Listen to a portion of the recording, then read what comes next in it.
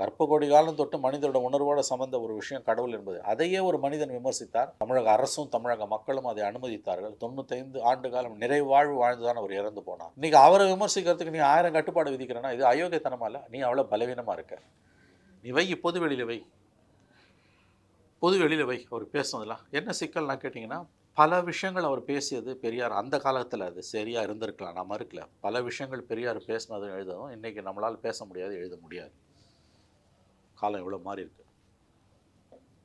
அதான் இங்கே தமிழ்நாட்டில் இருக்கக்கூடிய பிரச்சனை, ஒரு பக்கம் ஒரு தரப்பு பெரியாரை கடவுளாக பூஷிக்குது, அவருக்கு எதிராக எந்த விமர்சனத்தையும் அலோவ் பண்ண மாட்டேங்குது. ரெண்டாவது இன்னொரு தரப்பு பெரியாரை காலி கழுப்பட்டு மிதிக்குது. இது ரெண்டுமே தப்பு இல்லை. குறிப்பாக இப்போ திமுகவோட தோழமை கட்சிகள் எடுத்தாலுமே கம்யூனிஸ்டுகளை பெரியார் தீவிரமாக எதிர்த்து இருக்காரு. விசிகாவுமே ஒரு சர்டன் பேர் வரைக்கும் பெரியார் எதிர்ப்பை கையில் வச்சிருந்துச்சு. அம்பேத்கரை மட்டும் தான் முன்னிறுத்தி சேருச்சு. இந்த மாதிரியான விஷயங்கள்லாம் இருக்குல்ல இனிமே. ஆமாம், இப்போ அதெல்லாம் பேசப்பட பொருளாகும்ல. ஏன் கலைஞருக்கு வராத பிரச்சனை ஸ்டாலினுக்கு வருது? பெரியாரை எப்படி அணுக வேண்டும் என்று கலைஞருக்கு தெரிந்திருந்தது. அது காம்ப்ளிகேட்டட் சப்ஜெக்ட்டுங்க. பெரியார் என்பது காம்ப்ளிகேட்டட் சப்ஜெக்ட். இன்றைக்கி தமிழ்நாட்டில் இருக்கிறது ஆபத்தான பக்கம். ஒரு பக்கம் பெரியாரை கடவுளை ஆக்கி கும்பிடுற ஒரு கும்பல், அதில் சில்லற பாகுது அந்த கும்பல். இன்னொரு பக்கம் பெரியாரை காலு கீழே போட்டு மிதிக்கிற மைண்ட் செட் உள்ள ஒரு கூட்டம். இந்த ரெண்டுமே தப்புங்க. இது ரெண்டுமே தப்பு. அவரை ஒரு விமர்சன பார்வையோடு தான் நம்ம பார்க்கணும். அவர் ஒரு பெரிய சமூக சீர்திருத்தவாதி, அதெல்லாம் மாற்றுக்கருத்து இடமில்லை. ஆனால் அவர் விமர்சன பார்வையோடு தான் பார்க்கப்பட வேண்டியவர்.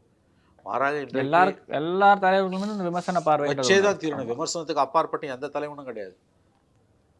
விமர்சனத்துக்கு அப்பாற்பட்டு எந்த தலைவனும் கிடையாது. 52 ஆண்டுகள் ஒரு மனிதனுடைய மரணத்துக்கு பிறகு நடக்கக்கூடிய விமர்சனங்கள் ஈவு இரக்கம் இல்லாமல், நேர்மையுடன் ஈவு இரக்கம் இல்லாமல் நடைபெற வேண்டும்.